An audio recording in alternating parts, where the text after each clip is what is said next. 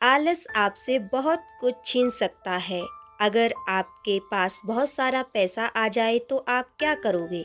इस छोटी सी कहानी के माध्यम से आज हम यही सीखने वाले हैं। तो चलिए आपका ज़्यादा समय ना लेते हुए इसे शुरू करते हैं।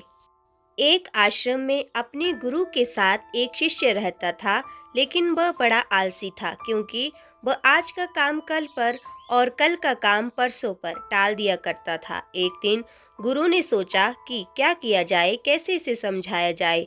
तो उनके दिमाग में एक रणनीति आई और उन्होंने उसे पाठ पढ़ाने का तरीका खोज निकाला। उन्होंने अपने शिष्य से कहा कि यह काला पत्थर मैं तुम्हें देकर जा रहा हूँ। इसकी मदद से तुम जिस भी लोहे की चीज को घिसोगे वह सोने की बन जाएगी। लेकिन तुम्हारे पास कल सूर्यास्त तक का समय है। और यह कहकर गुरुजी चल पड़े। अब वह आलसी शिष्य सोचता रहा कि मैं इस पत्थर से ये करूँगा वह करूँगा। अभी तो मेरे पास काफ़ी समय है और मैं खूब सारा सोना बना लूँगा। आलसी आदमी ने सोते सोते बहुत ख्वाब बुन लिए, लेकिन उनको पूरा करने की जहमत नहीं उठा रहा था, मतलब प्रयास नहीं कर रहा था, सिर्फ सोच रहा था।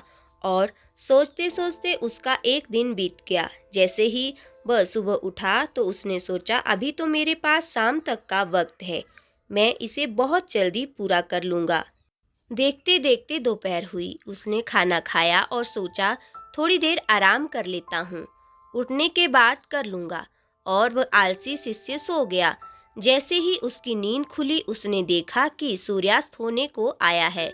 अब उसे जाना ही होगा और वह उस काले पत्थर को लेकर बाजार में जा ही रहा था। इतने में गुरुजी उसको मिल गए और वह पत्थर उससे ले लिया। गुरुजी बोले तुम्हारा समय खत्म हो चुका है। उसको बहुत पछतावा हुआ कि वह कुछ नहीं कर पाया, लेकिन अब पछताए होत क्या जब चिड़ियां चुग गईं खेत। हमारे साथ भी तो यही होता है, कभी कभी हम भी तो यही करते हैं, आलस करते जाते हैं।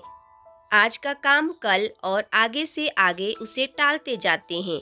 इससे समय निकल जाता है, क्योंकि समय का पहिया तो रुकने वाला नहीं है। अगर हमने समय के साथ हमारे कामों को पूरा नहीं किया तो हमारा भी वैसा ही हाल होगा जैसा उस शिष्य का हुआ। और आपको एक बात बता दूं, सचिन तेंदुलकर जब मैच नहीं होता था तब भी क्रिकेट के लिए प्रैक्टिस किया करते थे। इसलिए जो होता है अभी होता है, बाद में कुछ नहीं होता है, समय निकलता जाता है।